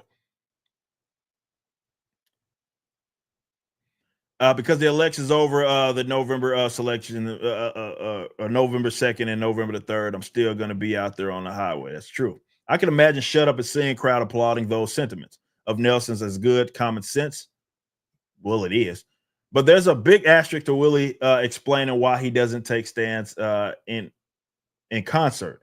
If you'll notice, he's out there Texas election after Texas election supporting Democrat candidates, even when at the state level they usually lose. He also shared the bill with Bay in Houston. He did for Harris this year. He's not going to rub his convictions in the face every night, but neither is he going to be America's trained monkey and tuck them away altogether. Again, I think there's a balance. I think there's a balance of being able to recognize that you are an individual and you have your own political, social positions, while also understanding that, well, I don't think that the people that like this thing that I'm doing specifically because you're a leftist, or there are people that like that are going to be into that are not of that line of thinking. And it's not, I don't think it's that difficult to be able to separate the two. Says, so 2 or 4 more years from now, when entertainers and political parties have to face these choices again, it may be reasonable, as it always is, to pose the question, what would Willie do? Like I said, this all stems from, at least Chris believes, that they should be doing it more and they need to hear from them. And I believe that, well, it is effective. You're going to still hear from them. But I think that you need to, if you are operating in the political arena, understand that that's what you're fighting against, right? And it is influential, no matter how stupid you think these celebrities are. You might think, why would anybody listen to these clowns? I understand. Doesn't change the fact that people listen to them. And that's something that you have to consider, whether you want to or not. All right, I had some super chats come in. I want to get to those, man. Appreciate y'all. hanging out with me. Ripperverse hashtag I saw him go to hashtag we will win. Barbecue Pit says hashtag niggas for Trump. Shout out Barbecue Pits. Unknown Jorge with a 2 says where's Steve? Hashtag justice for Steve. We found Steve right at the end. 46 month from Python Bacon.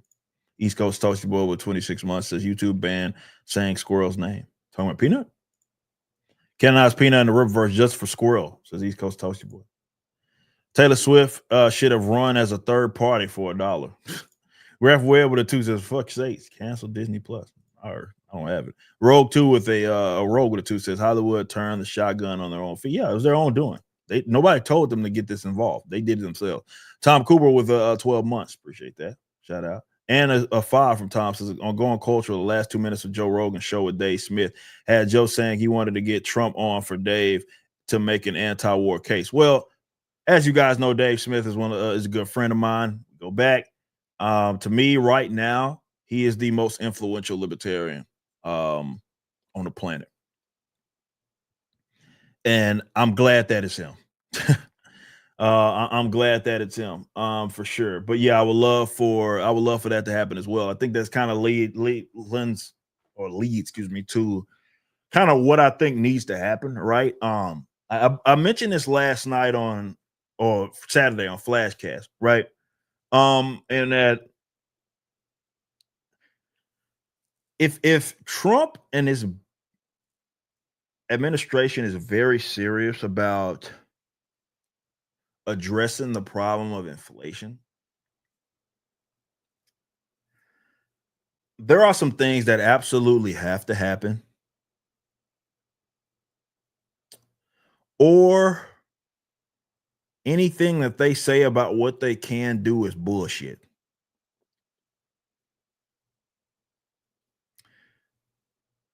The big elephant, right, is the Fed, right? That's the big one, right? There was a guy who is pretty influential, who unfortunately Republicans wanted John McCain and Mitt Romney over, who have been trying to at minimum audit it and even end it, right? That's the title of one of the works.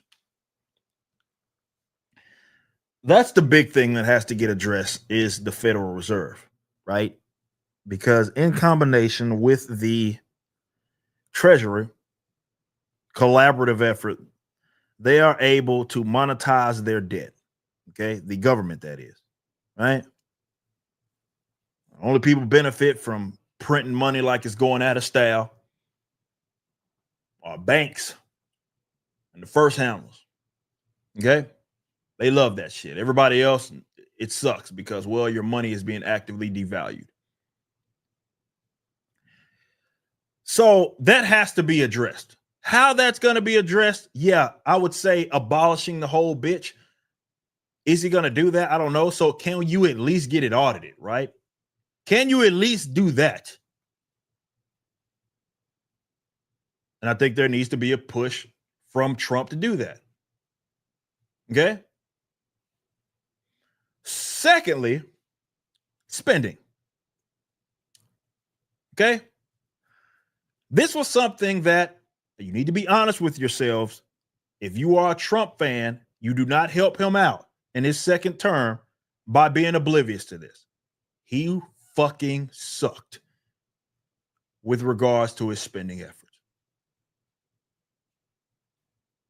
He signed off on all of these spending bills. Debt and deficit spending was fucking out of control, and he was just as much a part of that as the Congress was. Again, I don't care how much you like him. I understand that he may be a better option in comparison to the Kamala Harris's. But if you're being honest with yourselves, he sucked in that department his first go around, right? A must-do improvement has to be in their spending efforts. Okay? Now, Elon has been saying all this. It started more as a meme, because Doge, right? Department of Government Efficiency, which is such a government thing that you got to create a department in order to make it more efficient. Seems a little counterintuitive. Okay.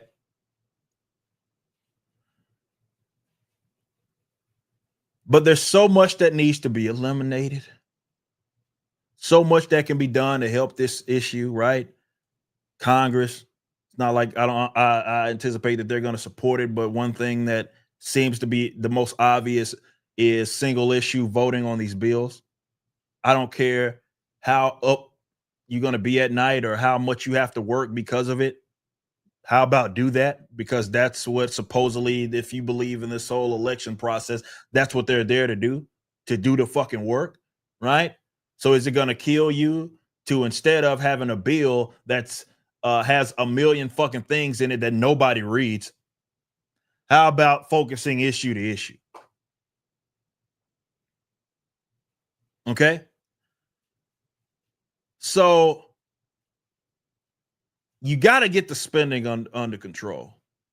And if it ends up shutting down the fucking government when it's all said and done, great, fantastic. I don't think none of you niggas should be getting paid, if I'm going to be completely honest. In fact, that's the most preferable thing, right? Instead of spending all the money, you agree not to spend anything. I'm okay with that. But on a serious note, that has to be addressed. Otherwise, again, if we're going to talk inflation and all this, it's lip service. The spending has to get addressed. And both the Democrats and the Republicans have been historically been in on it. The ones that haven't been in on it, the guys that are always voting against bills and stuff like that, the Ron Pauls of the world, the Massies, right? Y'all got to get on the same page with that. And it's not just a Trump thing. It's Congress too. Obviously, we know that. But again, when that bill hits its table, if it passes and it's spending some omnibus bullshit and it's spending, I don't know, X amount of dollars, veto the motherfucker out of it. Tell them to go figure it out.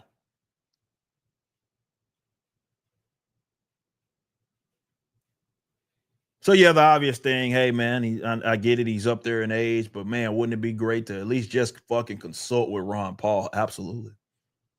Because that's what kills me about, these people can talk about Lolberts and shit all the time, but it always seems to be that the positions that everybody's hoorahing all the goddamn time when a Republican does take the position are libertarian positions.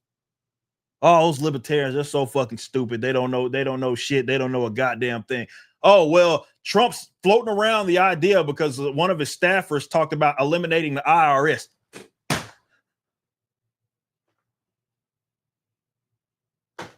Oh, maybe we shouldn't have perpetual wars and we're always fighting other people's wars and funding both sides of the wars and giving all this money to, in foreign aid. The fuck? Maybe I shouldn't be taxed so goddamn much, right?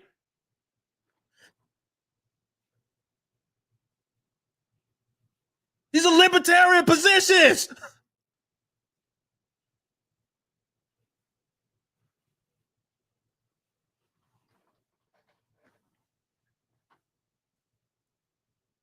Nonetheless, that's what I hope to wishful thinking. But the fact that there is a man that at least is in his ear that's very influential, that is at least talking about this sort of stuff and making government more efficient, which is an oxymoron. You can't really make them more efficient. The best that you can do is stop the bleeding and cut these motherfuckers off because it's like crack to them, right? Which you should not be smoking that shit, by the way.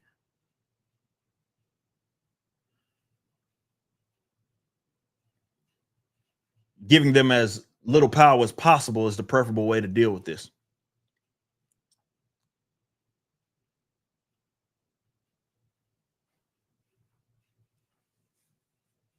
But one can hope that they're serious about it, right? And the other thing is one more thing that I forgot to mention, because I did see that he was talking about it, at least lip service, right? Second Amendment, it's not anything that cares about state lines. So talking about reciprocity in that regards, well, there's a whole lot you're gonna have to do there. And remember, you want the best. Take the guns first, ask questions later. Bump stock ban, which yes ended up getting reversed, thankfully, but yeah, that was your doing, Trump. You suck there too.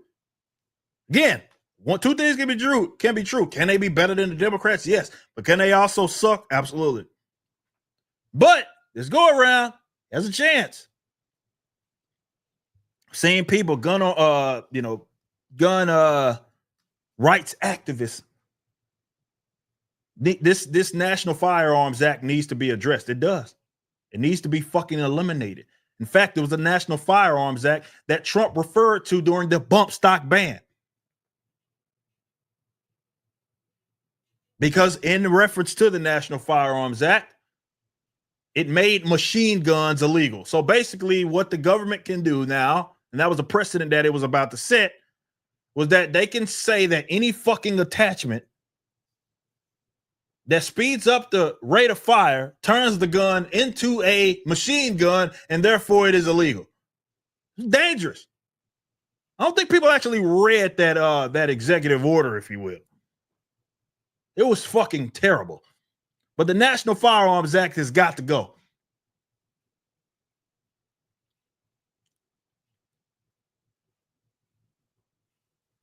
So I would love in those departments, when Trump enters into his second term, starting in January, those are the issues that are close to me. I know everybody has some other stuff that they love for him address. People talk immigration, they talk all these other things. For me, the words of Steve Kinsella, lower my goddamn taxes.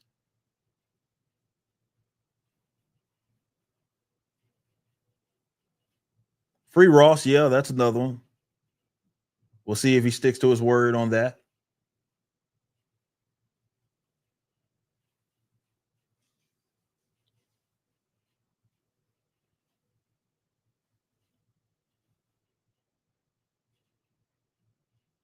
Fernando with a 30 months says Trump needs to abolish government agencies. And like, yeah, I mean, that seems to be the blueprint, right? I get it. Governments aren't the same, right? But a guy that's coming in to do everything that he can to, because that's Javier's attitude, right? His attitude is, look, I know I can't fucking snap and all this shit goes away, but these motherfuckers elected me. The bet, and I'm now there. I'm on the inside. The best that I can do is try to eliminate as much as I fucking can. I would love for that to happen. And which is, again, talking about the libertarian position. It's funny seeing, low bursts are so fucking, it's like some of these fucking boomer cons don't even understand what they advocate, right? It's like, look at Javier Milei, he's awesome. And I'm sitting there, and then on the other hand, libertarians suck. Pick a fucking position. Do you even know what libertarianism is? What do you think that he's doing? What do you think that he's been advocating, fool? You like him for libertarian reasons. It's like you just don't want to admit it.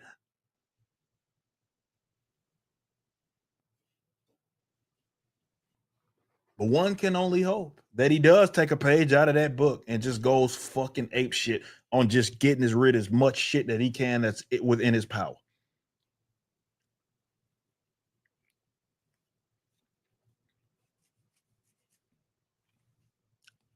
Most preferable. But we'll see. But that I wanted to bring that up. You know, that's what I hope that he kind of highlights and focuses on going into his next. And again, I know other people have other things. Like I want him. Everybody has their issues and things that they love, but one can only hope.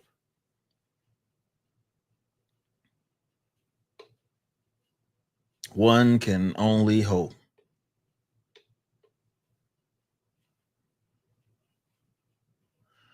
All right, continuing on, we have OG Tank, 55 months. Fernando, 30 months. Trump needs to abolish government. Hey, I just read that, right? Right there with you. Do you see his proposal on gun license universal? I did, yeah. That's what I was just talking about. The video of him talking about, reciprocity there, which is again, that's a better position than what he was taking in his first term. I'm very fair, right? I understand. I'm not like one of those libertarians that maybe like fucking an idealist, right? And like not a person that understands like you can't snap into shit just you live in a libertarian social order. Like it doesn't work that way. That said, I take the good with the bad, and one can be hopeful, right? I guess that you kind of have to be, don't you? No sense of being black pilled. But we'll see. We'll see. And a lot of that also has to do with who he surrounds himself with, right? Is he going to surround himself with a bunch of fucking neocons again? I know he said Haley and Pompeo is not going to be a part of it. The Boltons, all those guys, I mean, they're still around. So I guess what are you doing, boy? That's a big part of it. And I guess one can argue that's the most important part of it. He has to surround himself with people that aren't dickheads. Straight up.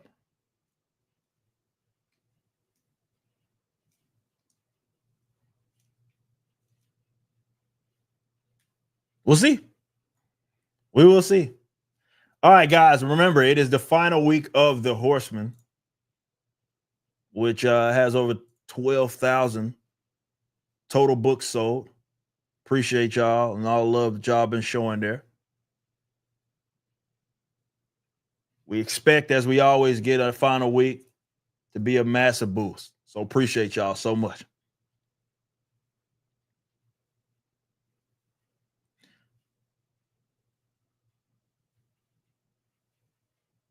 Thank you.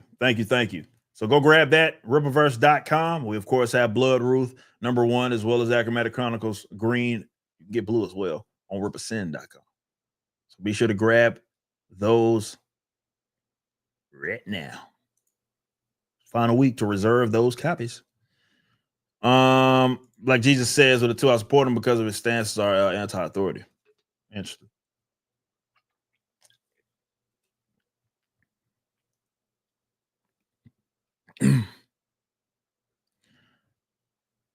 All right. I'm going to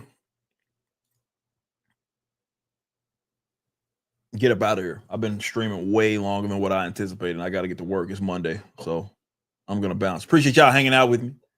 Just wanted to touch base. Final week. I'll chime in, stream every now and then. Of course, we'll close it out when it's time, but appreciate y'all showing all the love, man. Today, shout out Willie Will for that massive $500 donation. That was nuts. Absolutely insane. But I got to get out of here, y'all. Till next time, y'all be easy. Enjoy the rest of your day. Hope it's productive, nice and productive. But I got to bounce.